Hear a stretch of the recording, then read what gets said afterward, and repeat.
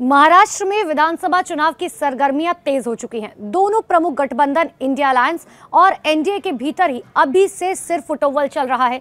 Seat बंटवारे को लेकर दोनों प्रमुख गठबंधन के सहयोगी दल बड़े बड़े दावे कर रहे हैं। इन सब के बीच में इंडिया अलायंस के भीतर से बवाल अब बाहर आ चुका है। विपक्ष के नेता अंबादास दानवे ने कहा कि उद्धव ठाकरे की शिवसेना ने राज्य की सभी 288 विधानसभा सीटों पर चुनाव लड़ने की तैयारी शुरू कर दी है। अंबादास दानवे के बयान से अब इंडिया गठबंधन में सब कुछ ठीक नहीं होने की भनक लग रही है। देखिए, अंबादास दानवे ने यह भी कहा कि सभी की मांगे चल रही हैं, योग्यता के आधार पर सीटों पर चुनाव लड़ने की चर्चा है, लेकिन अगर ऐसा नहीं हुआ तो शिवसेना ने 288 सीटों की तैयारी की है, लेकिन हम इंडिया गठबंधन के तौर पर लड़ रहे हैं। अंबादास दानवे ने भी विश्वास व्यक्त किया कि अनुरोधित सीटें आवंटित की जाएंगी।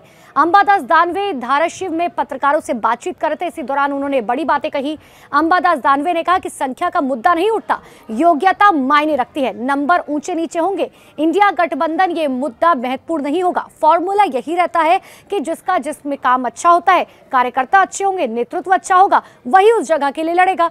हम 288 सीटों के लिए तैयार है, लेकिन जब इंडिया अलायंस का गठन हो रहा है तो सभी की सीटें साझा की जा रखी है और यही तरीका होता है।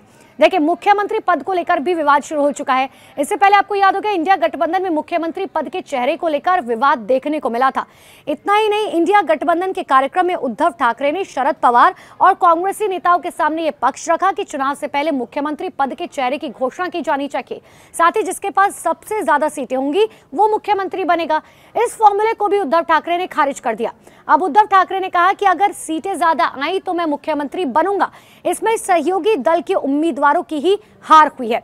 हालांकि शरद पवार और कांग्रेस ने उद्धव ठाकरे के मुख्यमंत्री पद का चेहरा पहले से घोषित करने की मांग को खारिज कर दिया। शरद पवार ने साफ किया कि चुनावी नतीजे आने के बाद विधायकों की संख्या से तय होगी। इसके बाद कांग्रेस भी शरद पवार के साथ आ गई। हालांकि देखने वाली बात होगी कि आखिर फॉर्मूला जो है वो किस तरीके से तय होता है।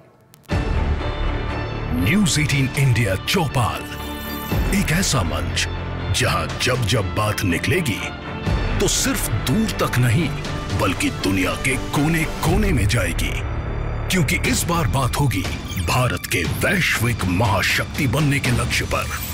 सरकार, समाज, सेलिब्रिटी और स्पोर्ट्स स्टार्स के साथ न्यूज़ 18 इंडिया चौपाल देखिए सिर्फ न्यूज़ 18 इंडिया पर।